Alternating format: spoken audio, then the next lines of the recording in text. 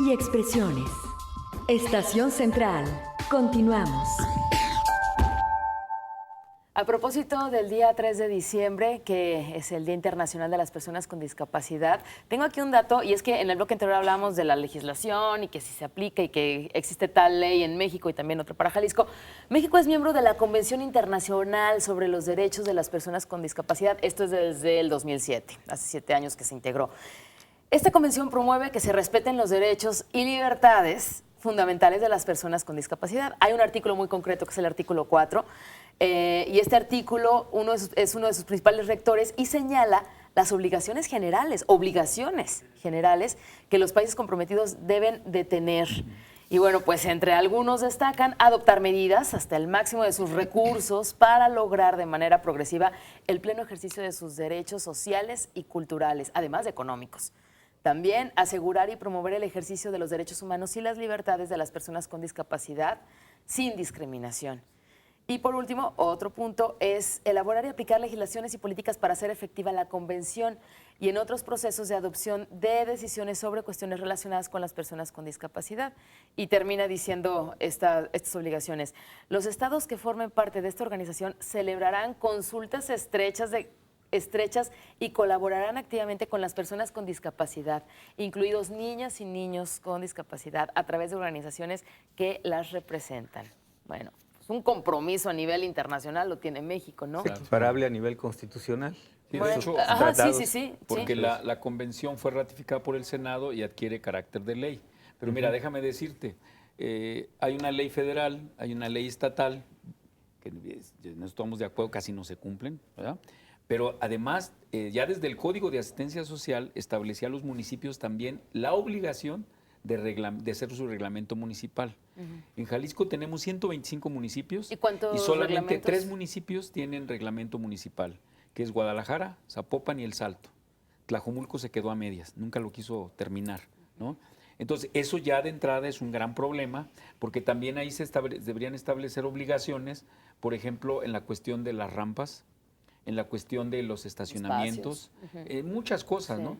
Y en ese sentido, sí es muy lamentable que no se haya cumplido esa obligación hasta ahorita. Y municipios que están lejos de la zona metropolitana de Guadalajara, que están alejados, municipios que están, pienso en Mezquitic, por ejemplo, ¿cuántas necesidades habrá? Y en ese sentido, mira, en ese sentido creo que sí es muy lamentable. Por ejemplo, la zona metropolitana de Guadalajara fue la primera ciudad que tuvo camiones adaptados con rampa para personas con discapacidad, que no es lo que se ocupa. ¿Cuántos camiones pero se avanzó que era el 10%, ¿no? Pero en ese sentido, ni las paraestatales cumplen el 10%. Por ejemplo, Servicio de Transportes y Sistecosome, las unidades propias, tiene menos del 10%. Pero eso es en la zona metropolitana. En la anterior administración gubernamental se decía que eso era obligación, pero en la zona metropolitana. Y no hay una normatividad estatal que nada más diga para la zona metropolitana. Entonces, el transporte adaptado en la gran mayoría de municipios no existe. Claro. Está abandonado. Siendo que ese es estratégicamente un punto central. Tú puedes abrir centros de rehabilitación y muchas personas con discapacidad no van a poder ir porque no tienen que moverse. Teníamos el caso de gente que consiguió trabajo en El Salto, que al no haber transporte, 2 partes de su salario lo destinaba a transportarse. Entonces, 2/3 partes de tu salario gastas para ir a trabajar, pues estás gastando para pagar el transporte para ir a trabajar. Claro. Hoy, si tienes un crédito de vivienda, te quitan el 30% del salario. Así es que nada más te quedaría para la ¿Cuánto vivienda? te queda para comer y para tu familia, ¿no? Exactamente. Pues no pueden vivir. Claro. Esa es una realidad. Bueno, pero aunque no les gusten las cifras del INEGI, yo sigo insistiendo que son las que nos deben de dar una base, y son porcentajes. Pues podemos diferir en el número si aumentamos el número de habitantes, ¿verdad? Dicen que la gran mayoría, el 57%, son limitaciones para caminar o moverse. ¿Sí? Lo que comentaban aquí de las rampas en las ciudades, o de la movilidad en los camiones, de los servicios sanitarios, inclusive en las escuelas, muchas escuelas que no tienen este tipo de instalaciones en los servicios sanitarios, ¿Cuántos edificios públicos no tienen la accesibilidad que se llama universal? Esta accesibilidad es para todas las personas que tengan alguna discapacidad puedan ingresar. Entonces, es muy preocupante que no se le esté dando la atención que debe de tener este tipo de problemas, sobre todo en el tema que es hoy aquí en Jalisco. Hablando de las causas de la discapacidad, doctor, ¿cuáles son las causas de la discapacidad en Jalisco? Yéndonos un poquito más al inicio, al origen de esto. Comentamos ahorita ese punto y si me permite me regreso un poquito a... Bienvenido. Sí. En el tema de las causas tenemos aproximadamente un 17% ya tomando la discapacidad como un 100%, o sea, las personas con discapacidad como un 100% de ellas, más o menos un 17% son causas al nacimiento. Más o menos un 38%, puntos más, puntos menos, obedecen a enfermedades, ¿no? Causas al nacimiento, perdón que lo interrumpa, Sí. algunos ejemplos de decir causas del nacimiento como qué tipo de Sí, discapacidad, perfecto. por favor. Aquí tenemos, por ejemplo, las causas genéticas, que es el porcentaje menor, en realidad. Síndrome Down. Síndrome de Down y otras 6.000 o 7.000 síndromes que existen, de los cuales, claro, el síndrome de Down es el más conocido por ser el más frecuente, y de ahí se desprende otro montón de, otros 5.999 más, Sí. aproximadamente, que no es el mayor porcentaje, es el menor.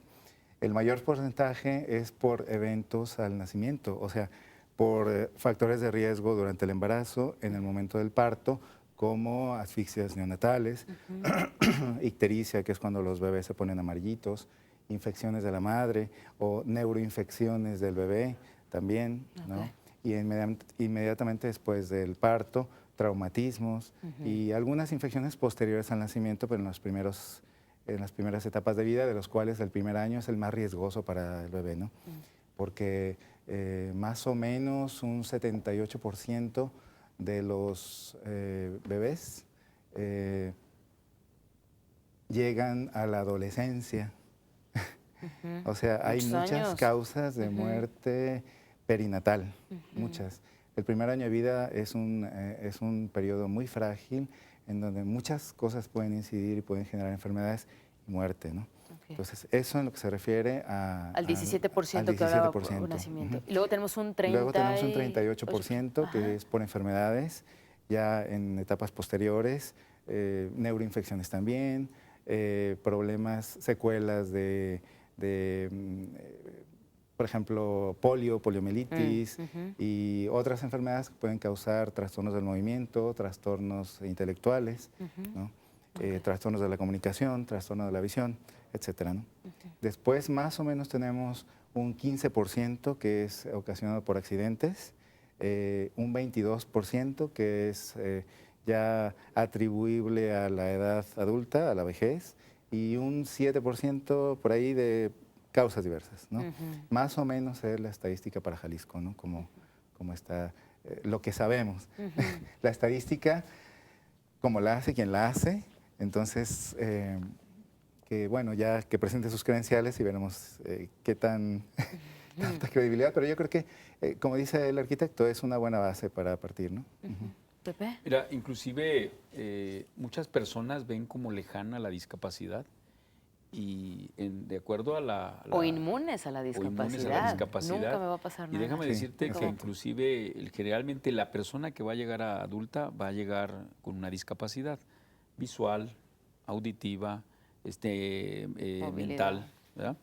Pero déjame decirte que una vez nosotros intentamos hacer un manual de prevención de la discapacidad y había miles de causas por las cuales puedes desarrollar una discapacidad. Por ejemplo, el mal sonado, un sonado inadecuado.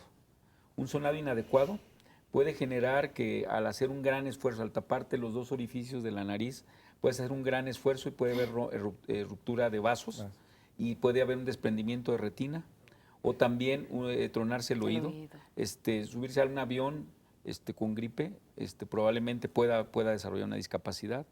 Yo recuerdo una chica que iba con tacones caminando, al llegar a una zona Empedrado. No, ¿cómo se llama? ¿Adoquín? Adoquín.